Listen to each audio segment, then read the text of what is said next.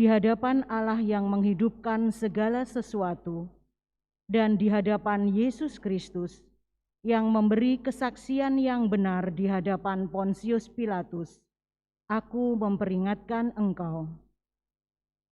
Taatilah perintah ini tanpa cacat dan tanpa celah, hingga pada saat Tuhan kita Yesus Kristus menyatakan dirinya.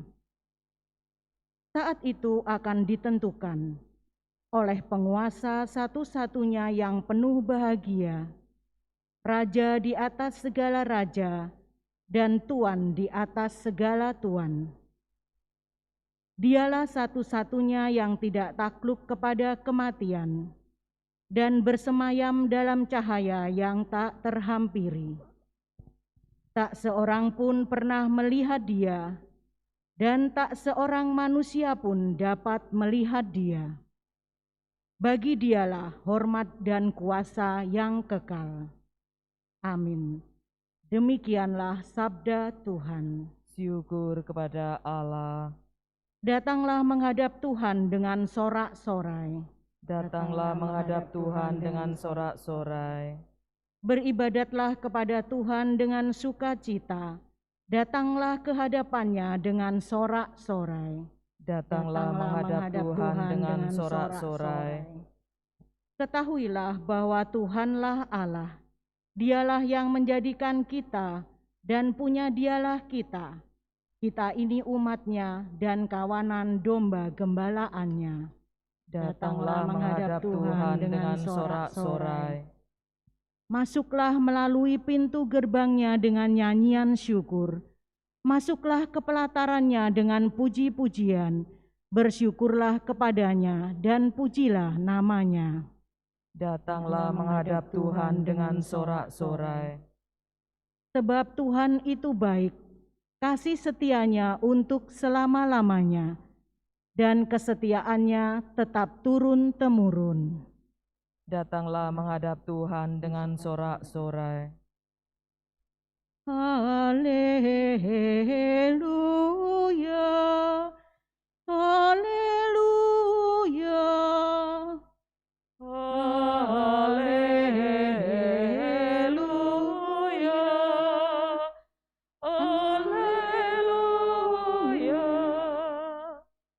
Berbahagialah orang yang menyimpan sabda Allah dalam hati yang baik dan tulus ikhlas, dan menghasilkan buah dalam ketekunan. Haleluya,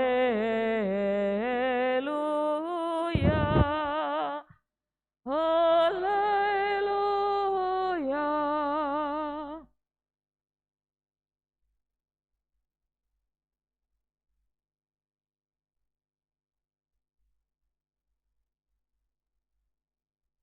Tuhan bersamamu. Dan bersama rohmu. Inilah Injil suci menurut Lukas. Dimuliakanlah Tuhan.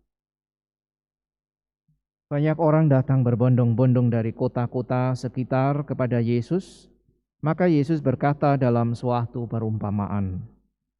Adalah seorang penabur keluar menaburkan benih. Waktu ia menabur, sebagian benih itu jatuh di pinggir jalan, lalu diinjak-injak orang dan dimakan burung-burung di udara sampai habis. Sebagian jatuh di tanah yang berbatu-batu dan tumbuh sebentar, lalu layu karena tidak mendapat air. Sebagian lagi jatuh di tengah semak duri, sehingga terhimpit sampai mati oleh semak-semak yang tumbuh bersama-sama. Dan sebagian jatuh di tanah yang baik, lalu tumbuh dan berbuah 100 kali lipat. Sesudah itu Yesus berseru, barang siapa mempunyai telinga untuk mendengar, hendaklah mendengar. Para murid menanyakan kepada Yesus maksud perumpamaan itu. Yesus menjawab, kalian diberi kurnia mengetahui rahasia kerajaan Allah. Tetapi hal itu diwartakan kepada orang lain dalam perumpamaan, supaya sekalipun memandang mereka tidak melihat, dan sekalipun mendengar mereka tidak mengerti. Inilah arti perumpamaan itu. Benih itu ialah sabda Allah. Yang jatuh di pinggir jalan ialah orang yang telah mendengarnya.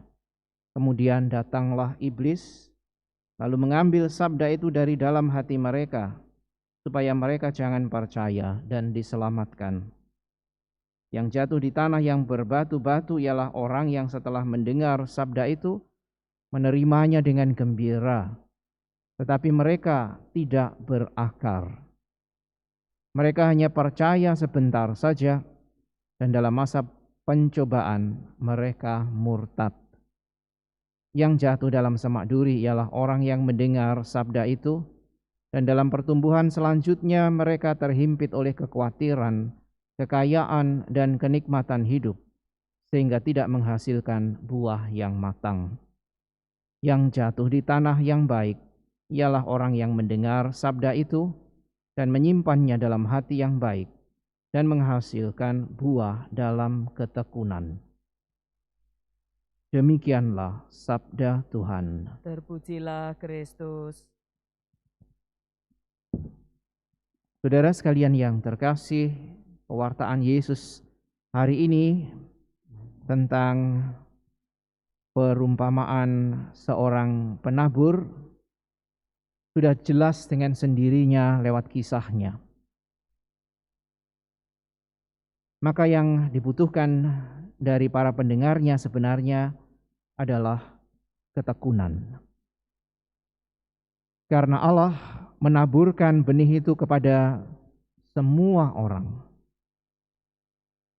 Tetapi kemudian apakah berbuah atau tidak, yang menentukan adalah kesediaan untuk mendengarkan dan mengolahnya di dalam ketekunan.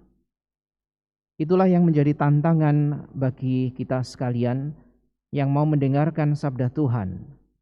Mendengarkan artinya memang menerima itu seutuhnya tanpa memilih-milih atau mencari mana yang disuka atau menyenangkan hati saja. Tetapi sungguh menerima itu semuanya dengan keyakinan bahwa sabda Tuhan adalah kebenaran yang menyelamatkan.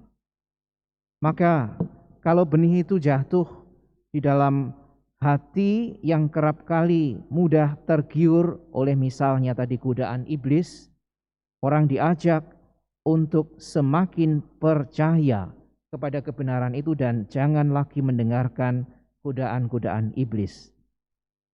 Percaya di dalam ketekunan. Artinya apa? Artinya berarti kalau memang mengalami godaan-godaan itu, langkah pertama adalah menolaknya. Tahu bahwa itu godaan iblis, tolaklah dan kembalilah kepada sabda Tuhan. Tantangan ketekunan lain yang tadi dikatakan juga adalah misalnya ketika orang hanya menerima sesaat dengan gembira, tetapi hanya hangat-hangat di permukaan dan setelah itu ditinggalkan sehingga tidak punya lagi akar. Dan ketika kesulitan datang, sabda itu dibuang dan bahkan tadi dikatakan oleh Yesus, mereka murtad. Ketekunan artinya bahwa tidak hanya di dalam situasi yang menyenangkan atau menggembirakan sabda itu diterima, tetapi di dalam seluruh hidup kita sekalipun lalu akhirnya sabda itu bisa menjadi tantangan, mungkin juga mendatangkan resiko-resiko di dalam kehidupan sebagai seorang beriman.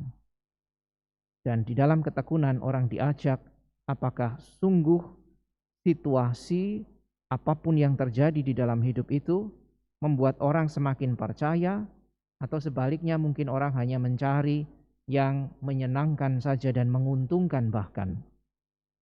Hal lain yang tadi juga dikatakan oleh Yesus adalah ketekunan itu ditantang di dalam situasi yang membuat orang misalnya harus memilih antara kekayaan, kenikmatan hidup, kekhawatiran, atau kebenaran dari sabda itu. Karena memang tidak selamanya sabda itu misalnya membombong kita atau misalnya menjamin kita agar kita hidup di dalam kelimpahan, kenikmatan, kekayaan atau kekhawatiran. Sebaliknya sabda mengajak kita untuk bahkan meninggalkan dan melepaskan diri dari keterikatan-keterikatan tentang kekayaan, tentang kenikmatan hidup atau kekhawatiran-kekhawatiran yang tidak ada alasan. Di dalam situasi seperti itu juga orang ditantang apakah berani bertekun dan memegang sabda sebagai kebenaran yang menyelamatkan. Dan yang terakhir, tadi Yesus menegaskan, hanya pada orang yang mau mendengar sabda itu, menyimpan dalam hati yang baik, dan kemudian bertekun untuk menghasilkan buah, sabda itu sungguh-sungguh mendatangkan keselamatan.